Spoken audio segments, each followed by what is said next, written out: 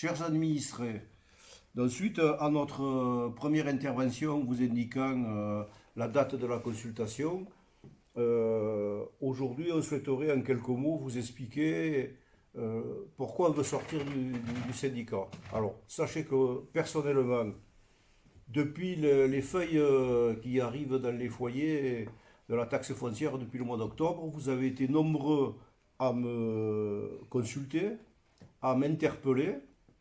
Et à la question pourquoi une telle augmentation et les réponses que je vous ai données, on y reviendra.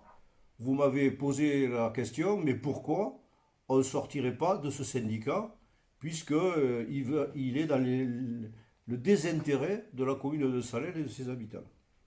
Voilà donc en quelques mots, on va vous expliquer qu'on en a marre, mais ça vous le savez, qu'on paye trop cher, ça vous également vous le savez, que ça devient insupportable, et donc on a proposé, comme on vous l'a déjà dit au dernier conseil, qui a été voté à l'unanimité, d'organiser cette consultation pour sortir de ce syndicat.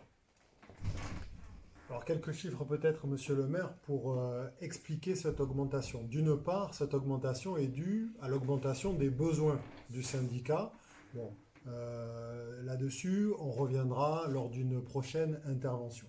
Mais il y a aussi autre chose qu'il faut que les Salélois sachent, c'est que la répartition de la contribution de la commune de Salelles et donc des Salélois au SIAS du Sud Minervois est injuste de notre point de vue. Je donne quelques chiffres. La commune de Salelles représente moins de 20% de la population du syndicat et elle pèse en termes de contribution plus de 25%. Alors ça peut paraître rien du tout, hein, 5%, mais si notre contribution était calculée sur la population, nous économiserions par ce seul fait 230 000 euros chaque année. Oui, le- la population, donc, depuis plusieurs années, se plaint de l'augmentation de la taxe foncière, mais cette augmentation provient effectivement de la colonne syndicat, et c'est aussi parce que nous sommes à l'écoute de la population que nous avons décidé de provoquer cette consultation afin d'essayer de partir du syndicat pour stopper ces augmentations successives qui, d'après la situation actuelle, ne vont pas s'arrêter. Ensuite, dans le débat démocratique qui s'installe au sein du conseil municipal, et c'est bien normal, on nous dit, mais vous n'avez qu'à prendre sur la fiscalité communale ce qui pèse aujourd'hui sur le citoyen salélois.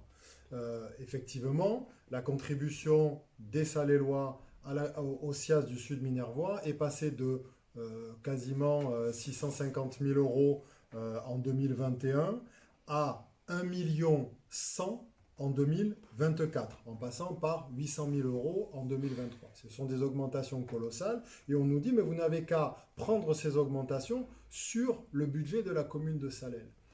Ce n'est pas un bon raisonnement. Pourquoi? Parce que les questions budgétaires sont des vases communicants et il faudrait nous expliquer ce qu'on doit enlever sur le budget de la commune pour financer ces 600 000 euros. 600 000 euros, c'est colossal. Ce sont quasiment 20 agents par an chargés, le coût de 20 agents municipaux. Alors, quel policier municipal, quelle policière municipale, quelle rue devons-nous ne pas quelle rue devons-nous sacrifier pour payer les besoins du SIAS du Sud Minervois? Voilà, alors écoutez, comme vous l'a dit Gilles Sancho et comme le disent Joanne et Monsieur le maire, nous sommes à l'écoute des Salélois et des Saléloises. Alors, cette consultation, eh bien, on l'a mise en place, c'est pas commun. Cette consultation citoyenne, elle est pour vous, elle est pour que vous vous exprimiez, elle est pour qu'il y ait un moyen supplémentaire auprès des services de l'État.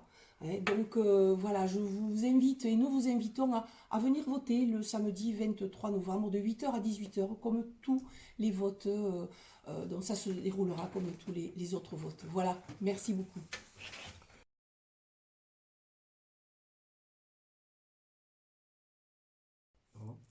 Cette consultation est très importante pour nous parce que On aurait pu délibérer simplement au niveau du conseil municipal pour décider de sortir. Et je pense que le moment est trop important et puis il impacte tellement la vie de chaque famille qu'il nous a semblé nécessaire de vous consulter.